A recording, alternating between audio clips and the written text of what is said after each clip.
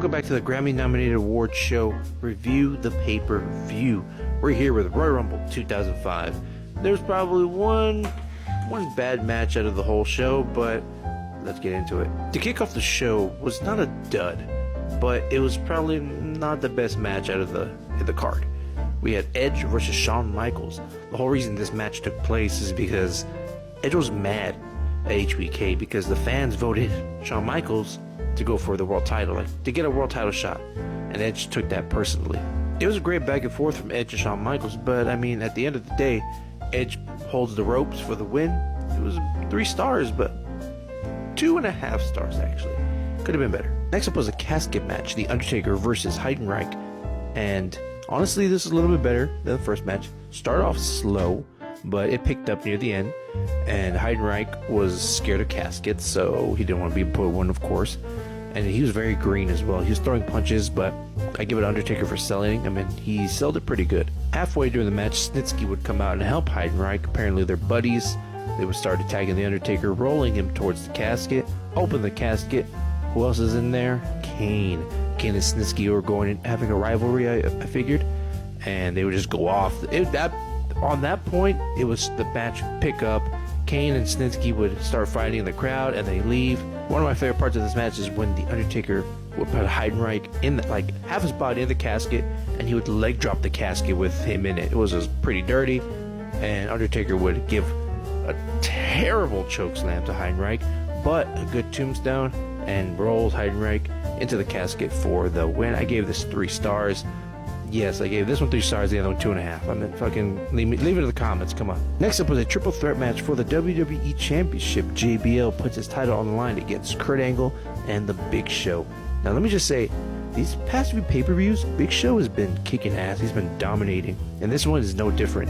He starts off dominating both JBL and Kurt Angle, and he would go set up the steps by the announce table. He'd grab JBL, who's going to put him through it, but JBL would escape. Then Kurt Angle would grab a monitor from the said announce table, hit Big Show, and then he would just fall back, and then he would just go straight to the table. That wouldn't stop Big Show because he would go back in the ring while JBL and Kurt Angle were going at it while he was knocked out, dominate again. Then Kurt Angle and JBL would have to team up, and JBL hits him with a clothesline from hell and the Angle Slam from Kurt Angle. Later on in the match, Big Show would spear JBL through the barricade, and he would try to get a pin on Kurt Angle, but Kurt Angle's proteges, Jim Drake and Luther, would come out and save him, and JBL would hit a clothesline on Kurt Angle for the win. This was a 3-star. It was pretty fast-paced, and I enjoyed every minute of it. Next up, Triple H puts his World Heavyweight title on the line against Randy Orton. I'm not going to really break down this match because I don't think I can do it justice, because these men left everything in the ring. This was around the era where I loved Randy Orton. This was the Evolution era. This is when both of them were feuding. Randy, they just betrayed Randy not too long ago, and fantastic from both. 4.5 stars. Pedigree for the win. I say go back and watch. And of course, for the main event is the Royal Rumble itself. At 1 and 2, we had Eddie Guerrero and Chris Benoit. And I believe in third was Daniel Puder. I don't know if y'all remember him, Tough Enough winner. But both